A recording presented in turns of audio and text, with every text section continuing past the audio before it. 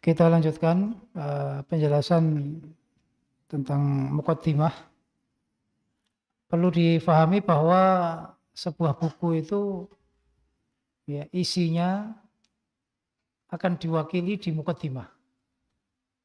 Ya, buku ini membahas tentang pentingnya menghafal Quran. Maka secara sekilas di muqaddimah ini akan diterangkan hal itu. Makanya tadi ada berapa poin tadi? Ada 4 kan? Ya.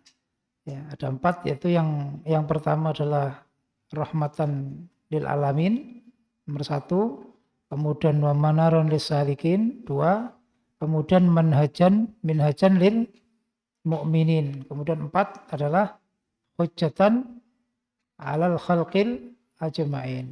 Nah, ini adalah 4 poin pentingnya ya menghafal Al-Quran. Kenapa? Karena menjadi rahmat, menjadi manaron, menjadi minhajan, dan menjadi hujjah.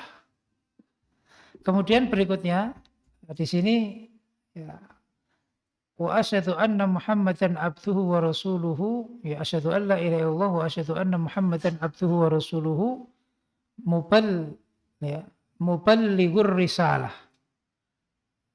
Muballighul risalah. Perlu difahami kalimat muballighur risalah. Nabi itu adalah penyampai risalah. Risalah itu adalah surat yang akan disampaikan, yaitu dari Allah Subhanahu wa Ta'ala. Sebuah misi yang berisikan kalamullah. Kemudian yang kedua, Nabi kita itu adalah qudwatul ummah. Ya, qudwatul ummah. Nomor 1, muballighur risalah. Nomor 2, qudwatul ummah. Selain Nabi itu menyampaikan, Nabi itu adalah teladan. Teladannya umat. Laqad kana lakum fi Rasulillahi uswatun hasanah. Artinya di dalam memahami Islam yang dibawa oleh Rasulullah SAW tidak cukup ya, memahami risalahnya saja, tapi juga harus mengetahui keseharian Nabi. Ya, karena Nabi itu adalah panutan. Maka kita harus tahu ya, dari mulai Nabi bangun tidur sampai tidur lagi. Kita harus tahu keseharian Nabi 24 jam. Ya, kita juga harus tahu dalam 1 pekan, 7 hari itu Nabi itu mengerjakan apa saja. Setiap bulan juga, dalam 1 bulan Nabi itu mengerjakan apa. Setiap tahun, bahkan sepanjang hidupnya, dari mulai Nabi lahir sampai wafat. Itu apa? Makanya pentingnya sejarah Nabi. Atau disebut sirah nabawiyah. Ini, karena Nabi itu 2 hal ini. Tidak cukup hanya penyampai. Ya, tapi juga sebagai qudwah. Nah, 2 hal ini adalah bentuk dari realisasi Al-Quran. Karena Quran itu tidak hanya teori, tapi juga harus praktek. Nah, ini juga mewakili. Untuk hidup dengan Quran, kita juga harus banyak mengetahui bagaimana Nabi hidup dengan Quran. Bagaimana Nabi menyampaikan Quran yang tidak kenal pagi, siang, malam. Setiap wahyu turun, sampaikan. Ya. Pada saat Nabi selesai sholat, Nabi pasti tampil untuk memberi tausiah. Ya, memberi bimbingan pada sahabatnya, dan semua berdasarkan Al-Quran. Ya.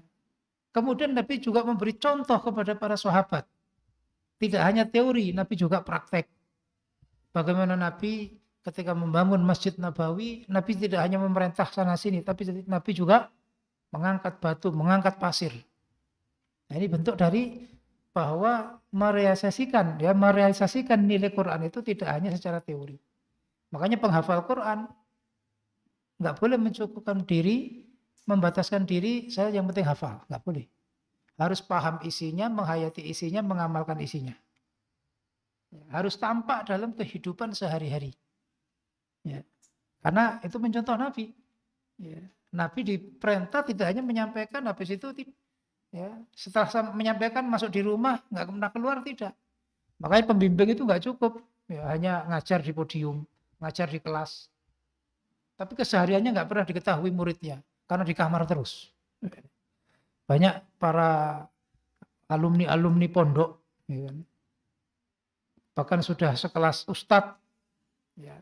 Pada saat mengawal pendidikan itu hanya tampil di podium, hanya tampil di kelas, hanya tampil di, ya kalau sekarang pakai mungkin live.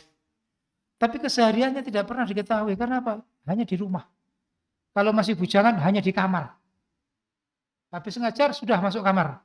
Nanti keluarnya sholat atau makan atau ngajar. Tapi bagaimana dia berinteraksi, duduk bareng, bagaimana dia mendengar mungkin orang mau curhat, bagaimana dia melihat keadaan orang sekitarnya, ada yang sakit apa enggak, tidak pernah. Bahkan sekedar kebersihan enggak peduli. Ada sampah, ada yang kurang rapi, enggak peduli. Itu bukan tugas saya. Padahal Rasulullah mencontohkan. Ya, suatu hari Nabi itu masuk masjid, tahu-tahu Nabi melihat ada beberapa ya, bekasnya riak. Apa riak itu? Dahak yang nempel di tembok-tembok masjid. Apa yang dilakukan Nabi? Apa Nabi marah-marah? Siapa yang dahak di sini supaya bersih? Enggak. Nabi datang dikerik oleh Nabi. Sahabat melihat. Itu namanya qudwah. Ya. Maka tidak boleh seorang ustadz, seorang guru ya, hanya teori. Tapi kehidupan sehari muridnya tidak pernah melihat bagaimana gurunya dalam kebersihannya, dalam kerapihannya, dalam keramah tamahannya, sopan santunnya, tata keramanya. Ya, makanya pernah murid-murid Imam Malik ya, menulis kitab Muwatta menyatakan ta'allam tu adabu aktsar min ilmi. Saya belajar adabnya itu lebih banyak daripada ilmunya. Ilmunya disampaikan banyak, tapi mereka betapa ya, mengambil ilmu tidak dari ilmu saja, tapi cara duduknya, cara berpakaiannya, cara makannya, cara menyambut orang, cara bagaimana berbicara, berinteraksi.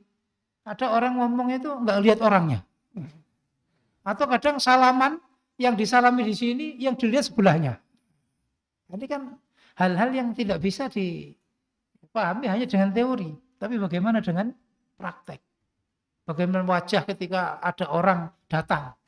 Nabi sendiri ketika ada tamu dari jauh kelihatan, Nabi berkata kepada Ibu Aisyah, orang ini orang enggak baik. Bayangannya Aisyah, kalau dia datang ke Nabi, Nabi itu sikapnya ketus. Sikapnya itu enggak ramah. Ya, tapi begitu orangnya datang, Nabi ramah. Ya, Nabi lembut. Ya, sampai Aisyah itu heran. Ya, sampai nanya setelah orangnya pulang. Tadinya engkau berkata itu orang enggak baik, tapi ternyata engkau mau nyambutnya dengan luar biasa. Nabi menyatakan itulah sifat rifq, itulah sifat lembut. Segala sesuatu kalau ada lembut, ada rifq, pasti akan indah. Seperti itu adalah contoh, itu adalah qudwah, panutan. Makanya doa kita ya waja'alna lil muttaqina imama. Imama itu maknanya apa? Qudwah. Jadi kita masukkan sifat Nabi dua ini adalah ya, sebagai praktek ya, merealisasikan nilai-nilai Islam, nilai-nilai Al-Quran terutama. Nah, ini yang kita maksud. Hidup dengan Quran itu nggak lepas dari ini. Itulah Muqaddimah namanya. Jadi sebenarnya buku ini kita baca Muqaddimah itu sudah selesai sebenarnya. Khatam berarti. Ya, sama dengan Al-Quran. Kalau kita baca Al-Fatihah sudah semua tema Al-Quran terwakili sudah. Terwakili. Itu. Jadi itulah teori bagaimana menyampaikan. Ya, makanya ketika seseorang menyampaikan satu materi dengan satu tema itu di awal. Ya, kalau berbicara mungkin 5 menit awal itu harus mewakili dari semua apa pembicaraan yang akan dibicarakan nanti itu akan terwakili sehingga orang akan sabar menanti keterangannya. Karena apa? Kesimpulan sudah di awal. Ya, sehingga akan tahu oh nanti akan membicarakan ini dan detailnya bagaimana mereka akan menunggu. Ini juga bagian dari pendidikan.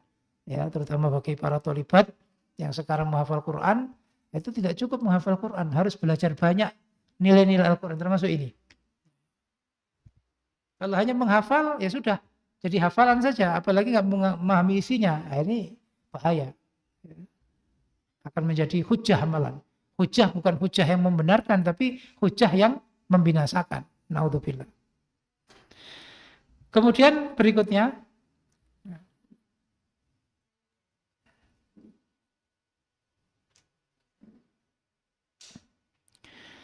Al-Quran huwa minhaju hayatil insan. Quran itu adalah minhaj. Tadi sudah sampaikan makna minhaj itu apa. Nah, minhaj dari sini ada dua sisi. Ya, ada tiga sisi yang perlu dipahami. Yaitu akliyatan, ruhiyatan, dan sulukiyatan. Secara intelektual, orang cerdas itu harus mengikuti kecerdasan Quran. Harus dalam koridor ya, Al-Quran. Kalau cerdasnya melebihi atau melewati batas-batas Quran, ya, itu kufur. Ya, karena berarti menganggap akalnya lebih istimewa daripada Al-Quran. Maka akan terjadi namanya taqdimul akal alan nakal. Mengedepankan akalnya daripada hukum-hukum dalam Quran dan hadis. Nah, itulah ciri khasnya Mu'tazilah.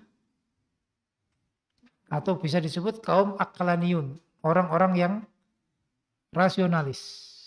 Yang itu pasti madhabnya Mu'tazilah. Kalau baju barunya, baju modernnya namanya liberal. Ya, kalau ada istilah, mendengar istilah ya jaringan Islam liberal. Ya ini orang yang hanya mengandalkan akal. Semua yang nggak masuk akal mereka nggak akan terima. Termasuk kalau lihat kisah Ashabul Fil, ya, Ashabul Fil itu kan Abraha itu loh yang bawa gajah. Ya, mereka nggak percaya ada burung dari langit yang melempar batu kerikil neraka, itu mereka nggak percaya, itu terlalu khayal itu. Ya. Maka mereka memahami itu ya untuk bisa dipahami akal, yaitu apa? Allah mengirim penyakit namanya penyakit cacar. Karena penyakit cacar itu kan kulitnya bolong-bolong seperti ya, kena hantam hujan kerikil tadi itu. Mereka memahaminya itu bukan batu dari neraka atau kerikil neraka yang dilempar, itu terlalu ya, fiktif itu. Nggak masuk akal itu. Tapi kalau penyakit cacar, itu masuk akal karena memang itu penyakit itu ada. Seperti orang yang sudah kena lempar kerikil sehingga badannya itu bolong-bolong. Ya, seperti itu. Itu namanya akal yang tidak dalam koridor Al-Quran. Maka Quran akan membantu kita semua untuk akal kita itu berpotensi tidak melebihi ya, syariat. Ya. Maka kita akan tunduk dengan syariat. Itu akan kita bahas nanti. Kemudian ruhiyah secara spiritual. Jadi akliyah itu intelektual, ruhiyah itu secara spiritual. Artinya spiritual itu adalah kehidupan batin kita. Ya, Quran akan menjamin ketenangan hati. Karena apa? Karena batin atau jiwa, roh itu butuhnya adalah tenang. Makanannya itu adalah ketenangan. Sehingga Allah menjamin ala bidzikrillah tatma'innul qulub. Dengan zikir itu hati akan tenang, jiwa akan tenang. Dan puncaknya zikir itu adalah Al-Quran. Ya. Kefadolannya atau keutamaan zikir Al-Quran itu melebihi yang lain. Kalau kita baca alhamdulillah, subhanallah, Allahu akbar, la haula wala quwata illa billah, itu memang kalimat zikir. Tapi masing-masing huruf tidak ada pahalanya, ya kan? Kita baca Allahu akbar, apa alifnya itu satu huruf itu ada 10 kebaikan? Enggak. Tapi kalau kita baca bismillahirrahmanirrahim, baknya sudah 10 kebaikan. Itu zikir dan satu hurufnya ada pahalanya. Maka di sini adalah secara ruhiyah itu akan lebih menjamin ketenangan hati kita.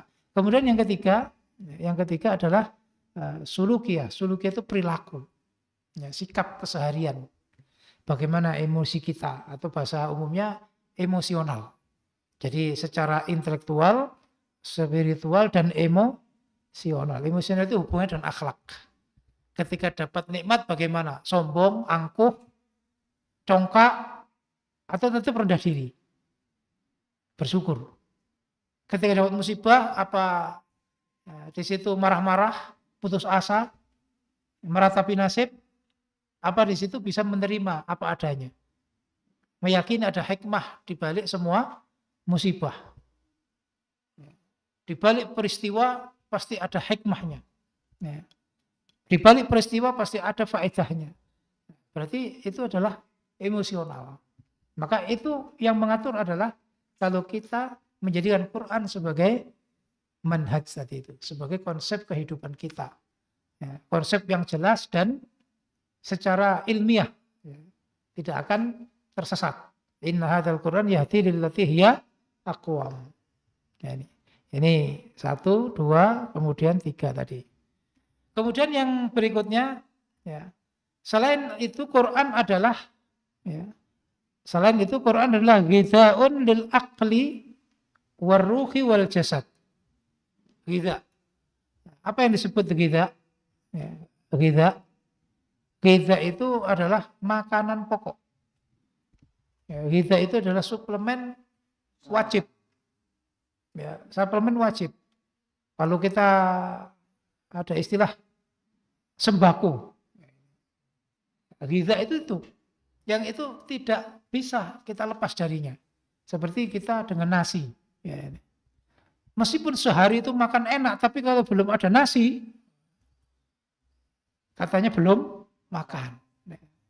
Sarapan sudah makan, ya, gorengan 1 piring, ya. Belum sudah sarapan? Belum. Karena belum nasi. Nah, ghidha itu begitu. Ghidha itu Al-Quran adalah ghidhanya akal kita, jiwa kita, dan visi kita. Ya, nanti akan dibahas secara detail di halaman-halaman berikutnya. Jadi ada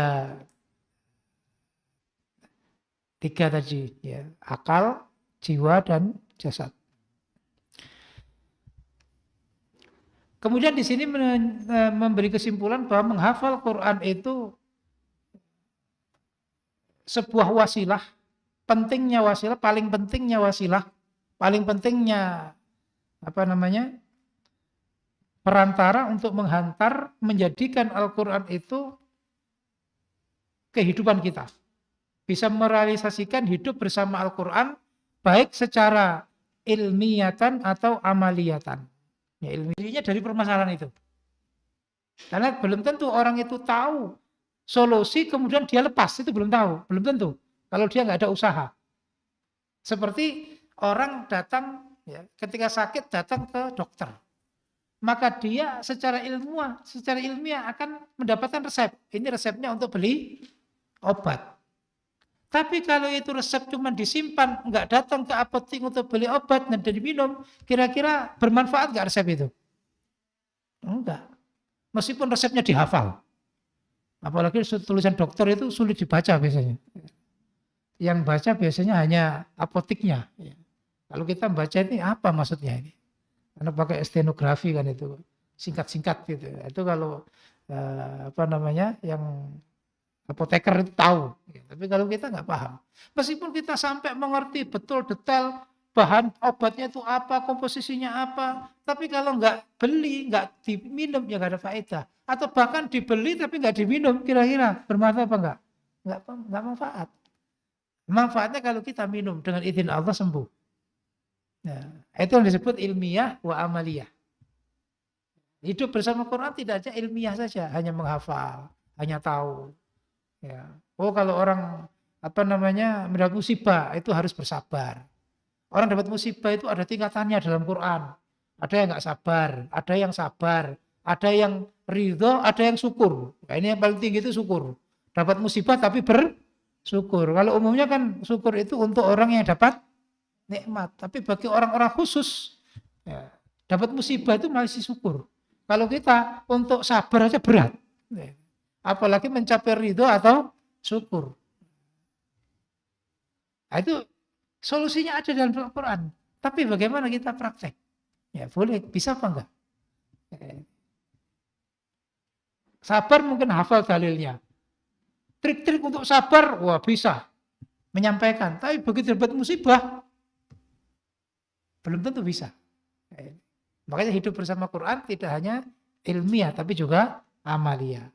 Inilah yang akan kita bahas dalam buku ini dengan dalil-dalil masing-masing akan kita paparkan, ya. Jazakumullah khairan. Baik, kita langsung ke halaman berikutnya. Tadi mengapa kita menghafal? Mengapa kita menghafal Al-Quran? Karena Al-Quran adalah konsep kehidupan manusia. Halaman 7. Manusia diciptakan penuh dengan kelemahan, banyak kekurangan dan selalu melakukan kesalahan. Sehingga membutuhkan konsep kehidupan yang paripurna agar di semua aspek kehidupannya selalu terarah, tertata dan terbimbing dalam kebenaran dan kemuliaan. Dan konsep tersebut adalah Al-Quran. Berikut ini ayat-ayat Al-Quran yang menjelaskan sifat-sifat buruk manusia. A'udzubillahi minasyaitonirrajim. Qala Allah Ta'ala, yuridullahu an yukhaffifa 'ankum wa khuliqal insanu dha'ifa.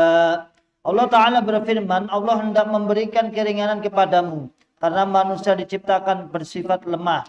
Qala Allah Ta'ala, وَلَئِنْ أَذَقْنَا الْإِنسَانَ مِنَّا رَحْمَةً ثُمَّ نَزَعْنَاهَا مِنْهُ إِنَّهُ لَيَئُوسٌ كَفُورٌ. Allah Ta'ala berfirman, dan jika kamu berikan rahmat kami kepada manusia, kemudian rahmat itu kami cabut kembali, oh pastilah dia menjadi putus asa dan tidak berterima kasih. Allah Ta'ala, وآتاكم من كل ما سألتموه وإن تعدوا نعمة الله لا تحصوها إن الإنسان لظلوم كفار. Allah Ta'ala berfirman, dan dia telah memberikan kepadamu segala apa yang kamu mohonkan kepadanya. Dan jika kamu menghitung nikmat Allah, oh niscaya kamu tidak dapat menghitungnya. Sungguh manusia itu sangat zalim dan sangat mengingkari nikmat Allah. Qala Allah Ta'ala, khuliqal insana min nutfatin fa idza huwa khasimun mubin. Allah Ta'ala berfirman, dia telah menciptakan manusia dari mani, ternyata dia menjadi pembantah dan yang nyata. Qala Allah Ta'ala, wa yad'u al-insanu bisyarri du'aahu bil khair wa kana al-insanu 'ajuba. Allah Ta'ala berfirman, manusia seringkali berdoa untuk mendapatkan keburukan sebagaimana biasanya berdoa untuk mendapat kebaikan. Manusia itu sifatnya tergesa-gesa. Nah, kita jelaskan terlebih dahulu. Seperti yang kita sampaikan, kenapa kita menghafal Al-Quran? Ini adalah pertanyaan yang jawabannya ya, yaitu yang akan kita tulis setelah ini. Dan pertanyaan ini adalah pertanyaan untuk membuka bagaimana pentingnya menghafal Quran. Karena jawabannya adalah Quran itu ya, konsep kehidupan manusia. Seperti tadi kita sampaikan, konsep itu adalah jalan yang jelas, thoriqul wadih. Kemudian juga ya baik secara ilmiah maupun secara amaliyah, karena Quran itu tidak hanya teoritis tapi juga praktek. Ya, qaulun wa fi'lun. Disebut konsep kehidupan manusia karena manusia itu punya banyak kekurangan, banyak kelemahan yang membutuhkan konsep yang paripurna, dan itu tidak ada lain adalah Al-Quran. Ya, mungkin di dunia banyak orang yang mencetuskan ya, hal-hal yang bisa membantu manusia untuk sukses atau untuk menghibur ketika menghadapi kehidupan itu ya, ragu-ragu. Banyak motivator dengan retorikanya, dengan gaya bahasanya, dengan cara pendekatannya itu memotivasi banyak orang. Tapi itu semua tidak paripurna. Karena pengalaman satu orang tidak mungkin bisa sempurna dipraktekkan oleh semua orang. Karena manusia perlu kelemahan. Ya, kalau pernah dengar ada buku serial Chicken Soup namanya. Chicken Soup itu ya buku serial motivasi yang ditulis oleh orang Amerika sana. Dia akan berbicara ya kehidupan apa saja yang buku itu motivasi yang banyak diterima orang, bahkan diterjemahkan di ratusan bahasa, menjadi bestseller di seluruh dunia. tapi ternyata orangnya mati bunuh diri. Jadi memotivasi orang, tapi dia sendiri bunuh diri. Karena apa? Itu konsep dari pikirannya, dari pengalamannya. Yang mana pengalaman itu belum tentu baik untuk dirinya. Ya. Bahkan ternyata tidak baik bagi dirinya, dia sendiri bunuh diri. Itu menunjukkan, ya, Allah menunjukkan betapa, ya, sempurnanya Al-Quran. Meskipun diterima banyak manusia, tapi kenyataannya nggak bisa mengantarkan kebahagiaan. Meskipun, ya, yang mencetuskan sendiri, penemunya sendiri. Sama seperti dalam dunia fisik, ada namanya Bapak Jogging Internasional, itu juga orang Amerika. Tapi kenyataannya dia meninggal pada saat jogging. Meninggal pada saat jogging. Ya, ini bentuk dari kekurangan manusia. Dan ini nanti akan kita bahas. Ya. Puluhan dalil yang menunjukkan sisi lemahnya manusia. Yang dengan begitu semakin jelas manusia itu membutuhkan Al-Quran. Maka barang siapa yang menjadikan Al-Quran kehidupannya, maka semua kekurangannya itu akan tertutupi. Maka berbahagialah bagi orang yang menghafal Quran, menjadikan Al-Quran itu, ya, pedoman hidupnya. Maka dia tidak akan pernah, ya, ada kekurangan, tidak akan pernah lemah, tidak akan pernah, ya, terombang-ambingkan keadaan. Ayat pertama yang menunjukkan manusia itu adalah penuh kekurangan dan kelemahan. Yang pertama ialah dhaifah. Ya, kalimat dhaifah.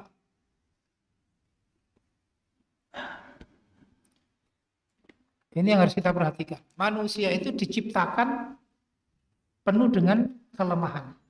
Ya, penuh dengan kelemahan. Kenapa yang disebut, ya, manusia itu disebut lemah? Ya. Yang pertama, fisiknya lemah. Ya, secara fisik. Ya, secara fisik itu berarti secara hissi. Ya. Hissi itu bentuk dari, dan Allah membuat semakin luas. Ya, kalau para ilmuwan mengatakan kita ini sekarang ada di galaksi, namanya galaksi Bima Sakti, itu yang sebutan saja. Yang mana satu galaksi itu banyak planet-planet, bahkan mungkin jutaan miliaran planet dalam satu galaksi. Termasuk di dalamnya adalah bumi kita.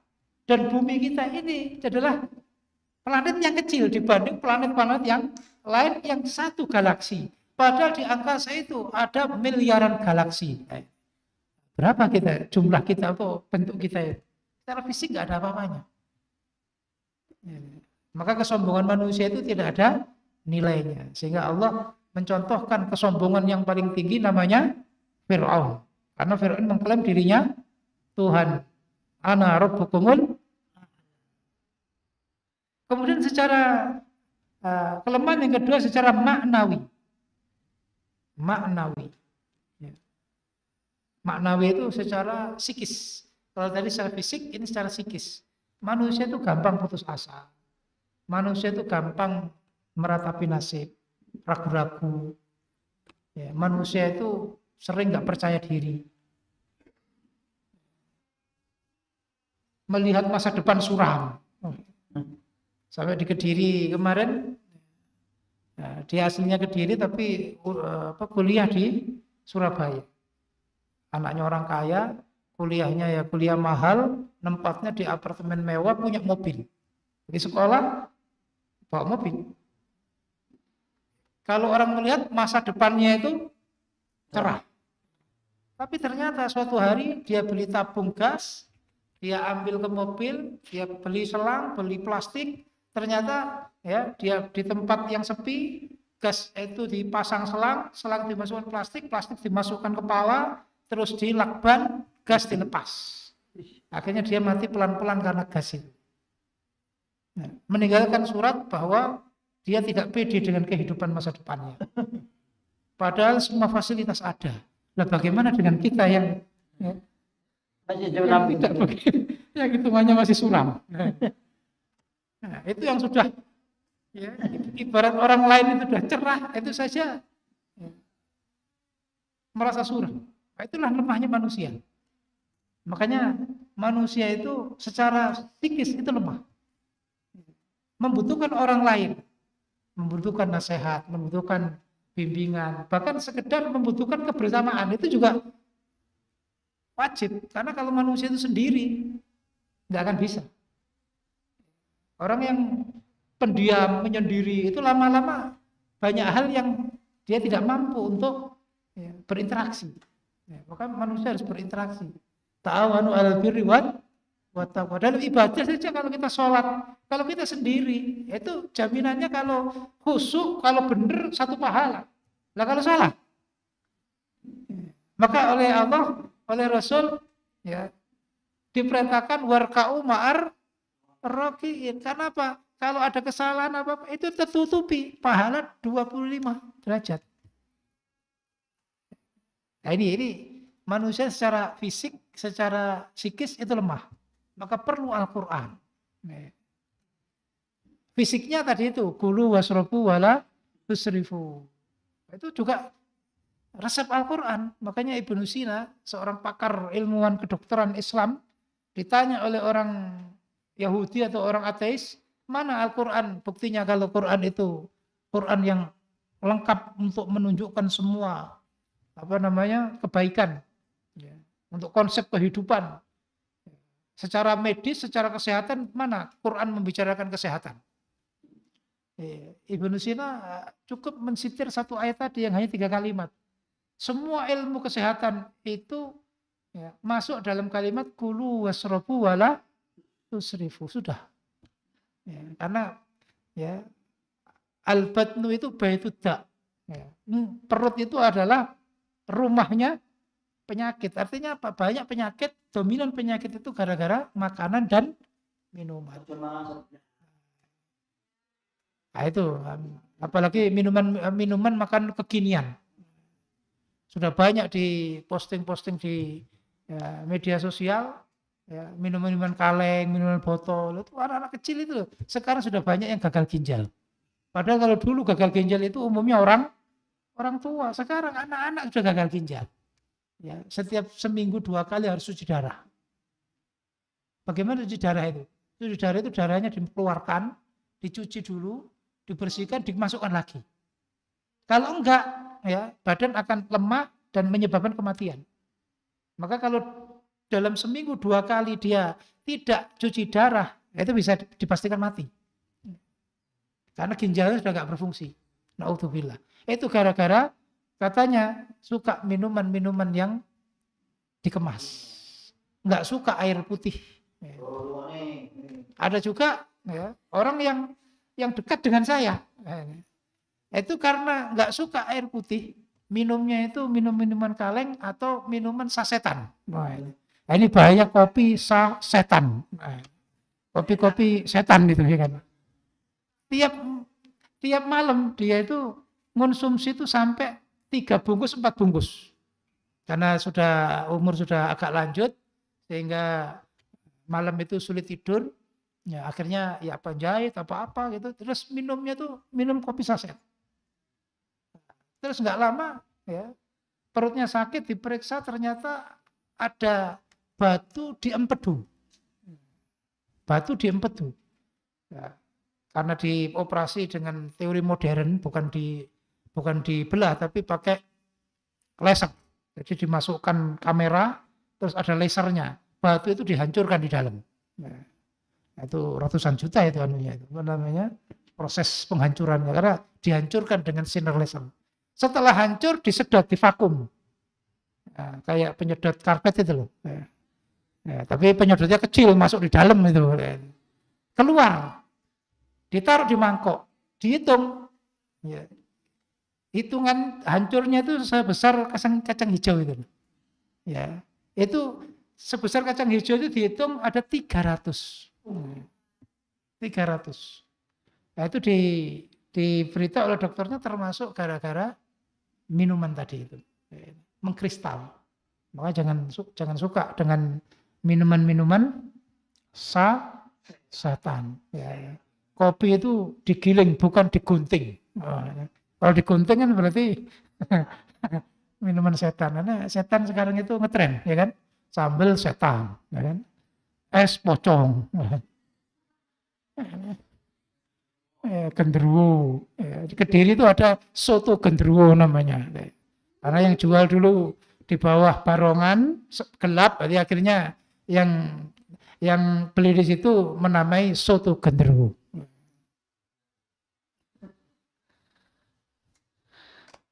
Ya kayak dulu yang apa namanya mie gacoan itu namanya kan serba setan dulu itu. Terus diprotes ya. Kayak mengidolakan setan jadinya. Nah, ini kembali ke makna tadi atau kepada pengertian tadi, manusia itu adalah penuh dengan kelemahan dari sisi hissi dan maknawi. Maka kita harus memperkuat itu dengan Al-Quran. Karena Quran pasti akan menguatkan hissi kita, fisik kita maupun mental kita. Sebagaimana mentalnya para sahabat ketika dididik Nabi dengan Al-Quran. Ya, hanya bersenjatakan ya sederhana, ya, perisai-perisai mereka banyak dari kulit bukan dari besi, tapi bisa menghancurkan, menguasai dua imperium terbesar yaitu Romawi dan Persia. Yang kedua ayatnya adalah innahu layausun kafur. Tadi sifat pertama dia. Ini sifat pertama. Kemudian sifat yang kedua ya, adalah yaus. Yang ketiga adalah kafur. Yaus kafur.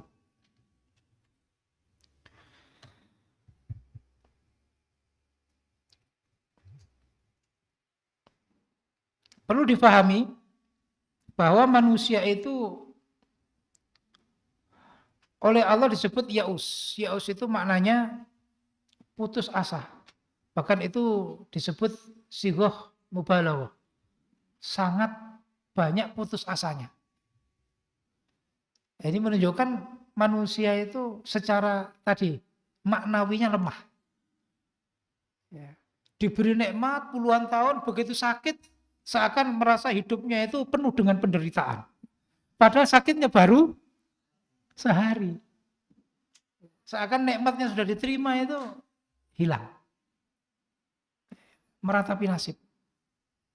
Nah, itu manusia begitu. Lah, bagaimana bisa menguatkan ketika mendapat musibah, dapat cobaan? Tidak ada lain hidup dengan Quran. Ya, makanya termasuk resep menghilangkan susah itu adalah membaca Al-Quran. Cukup dengan kita membaca Alhamdulillahirabbil alamin. Alhamdulillah, segala puji bagi Allah. Berarti apa?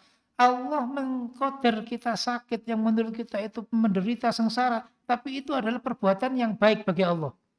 Pasti Allah memilih yang terbaik bagi kita. Mungkin dengan sakit kita lebih taqarrub kepada Allah, kita lebih banyak zikir. Makanya orang sakit itu cuma satu keinginan, sembuh.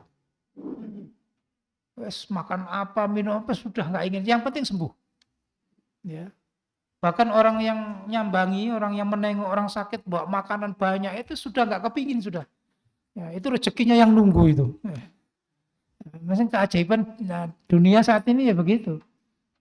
Sakit malah dibawain macam-macam. Begitu sehat, kok nggak ada yang bawa apa-apa ini. Padahal yang sakit ya jelas nggak akan makan. Ya, yang menghabiskan itu yang nunggu. Bahkan tamunya ikut menghabiskan.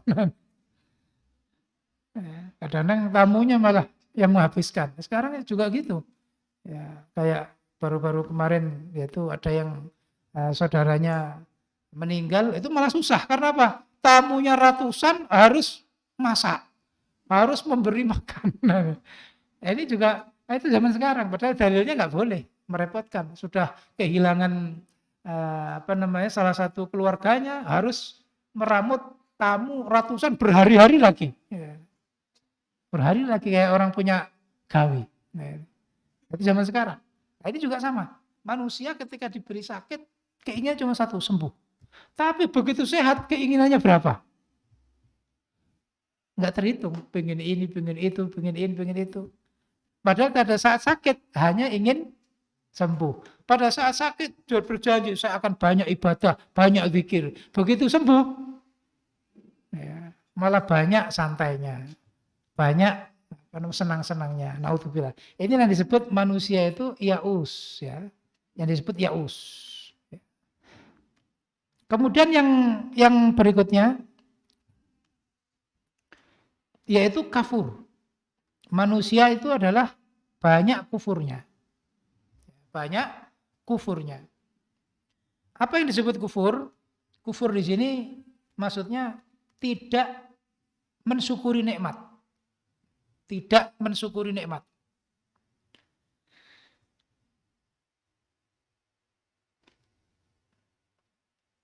Artinya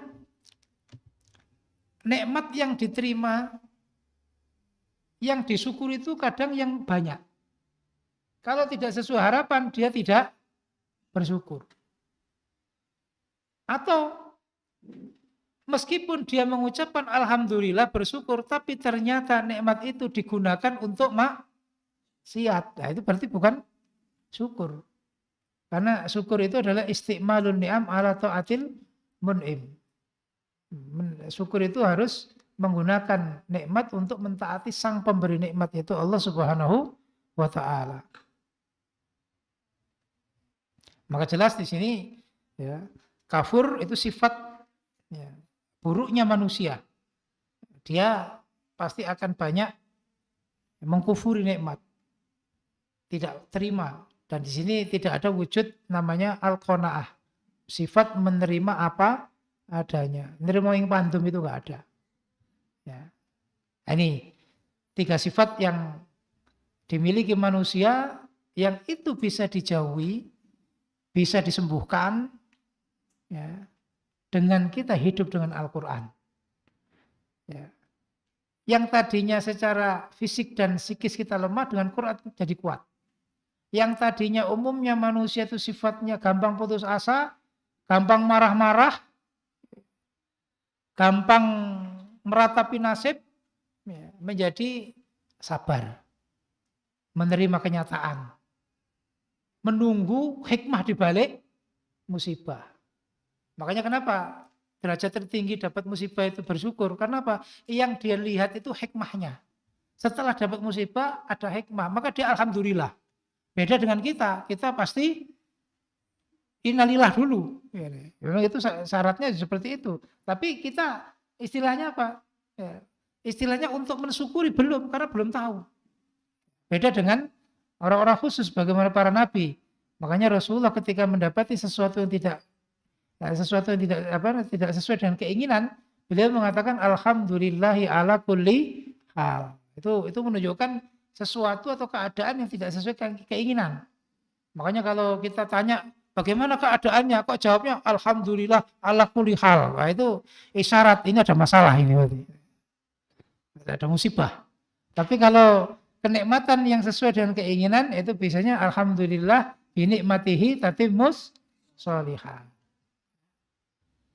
Kemudian berikutnya innal insana ladzalumun kafar. Ya, berarti yang ke-4 dan 5. Ya, 4, 5.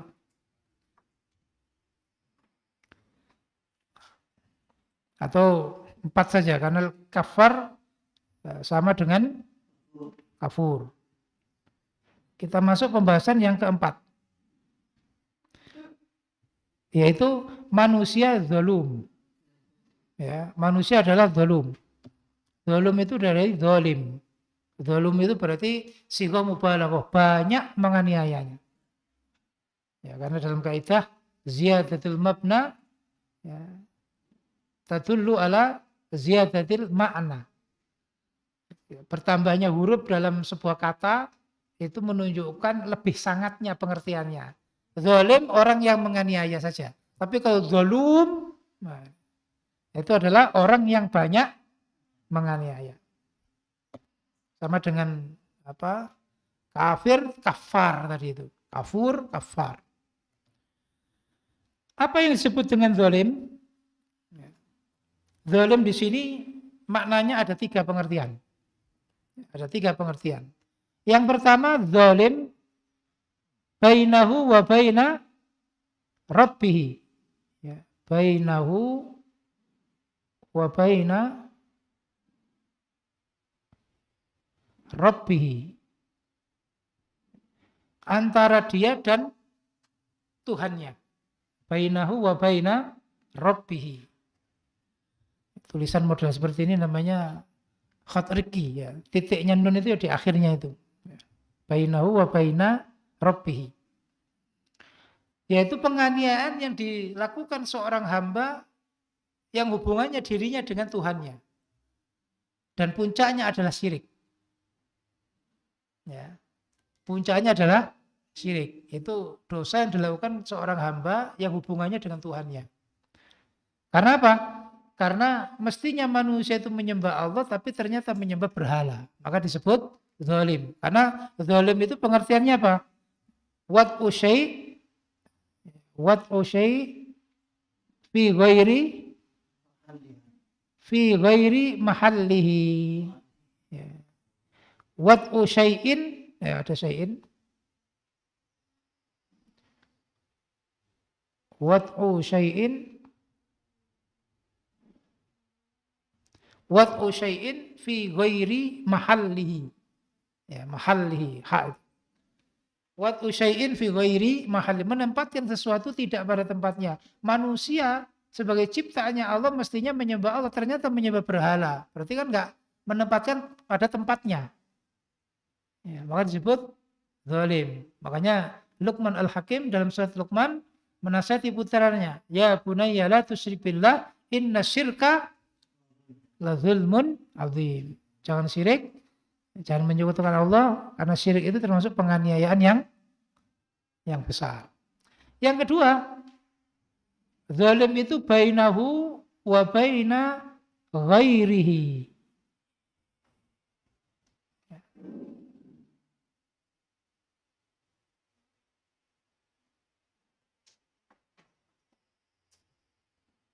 Bainahu wa baina ghairihi, antara dia dan antara selainnya, yaitu orang lain. Sesama. Zalim, penganiayaan itu ada yang menganiaya orang lain dan puncaknya adalah membunuh. Puncaknya membunuh. Jadi dosa antara manusia dengan yang lain itu paling tinggi adalah membunuh. Ya, dari mulai menggunjing, menghina, mencaci maki, menampar, memukul, ya, mengalirkan darah, dan yang terakhir yang paling tinggi adalah membunuh, membinasakan, menghilangkan nyawa. Apalagi ditambah ya dicacah, ya, seperti baru-baru ini ada berita yang menghebohkan, yaitu mutilasi. Ya, tidak hanya ditusuk sampai meninggal, tapi ya, badannya itu dimutilasi. Dimutilasi itu apa?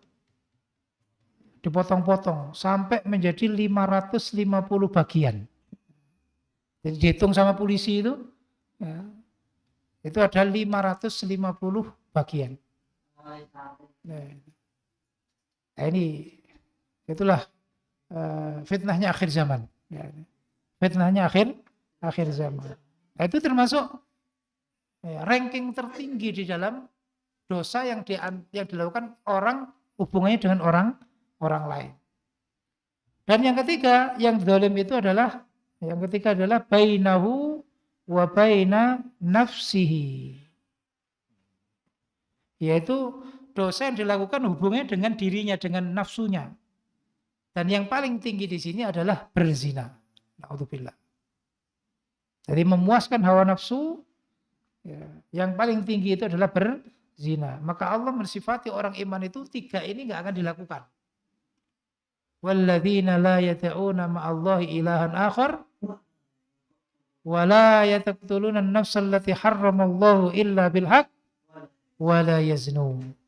Orang iman itu yang tidak menyembah ya, Allah dengan selainnya, maksudnya syirik, tidak membunuh ya, diri yang oleh Allah diharamkan, dan yang ketiga tidak berbuat zina. Kalau dilakukan, maka itulah disebut zalim. Lah manusia itu banyak zalimnya. Kita perhatikan ya, yang iman dengan yang kufur, banyak yang iman apa yang kufur? Banyak yang kufur. Ya. Wa aktsarun nasi kan dalam Quran banyak itu. La yakurun, apa? La ya'lamun, la yu'minun, bal aktsaruhum kafirun. Nah, mayoritas. Maka manusia itu lemahnya di sini. Kemudian hubungan antara dia dengan manusia yang lain. Manusia itu banyak menganiayanya. Kalau kita hitung, apalagi zaman sekarang, ya, umumnya manusia itu ya, bisa dipastikan berbuat jelek kepada yang lain. Meskipun nggak ngomong, meskipun nggak berbuat apa-apa, nggak pergi kemana-mana, tapi lewat HP itu bisa menyakitkan orang, bisa menyakiti hati orang. Cukup dengan emoticon, apa emoticon itu? Ya, dengan emoticon yang ada di media sosial itu sudah membuat orang marah. Apalagi stiker.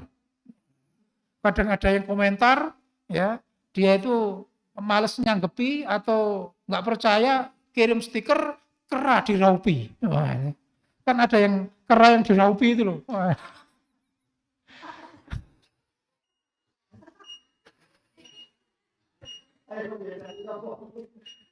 Biasanya siapa itu? Itu ada yang di grup sering ya, kalau ngentai omongan orang nggak usah ngomong wah paling gini gini, nggak, cukup dengan stiker, cukup dengan stiker. Atau dengan orang yang jatuh ke belakang ngeblak, itu aneh-aneh itu. Nah itu cukup kalau orang itu ya sensitif atau orangnya baperan itu bisa marah langsung keluar grup itu. Nah, setelah dikirimi ya kera yang diraupi apa diraupi itu.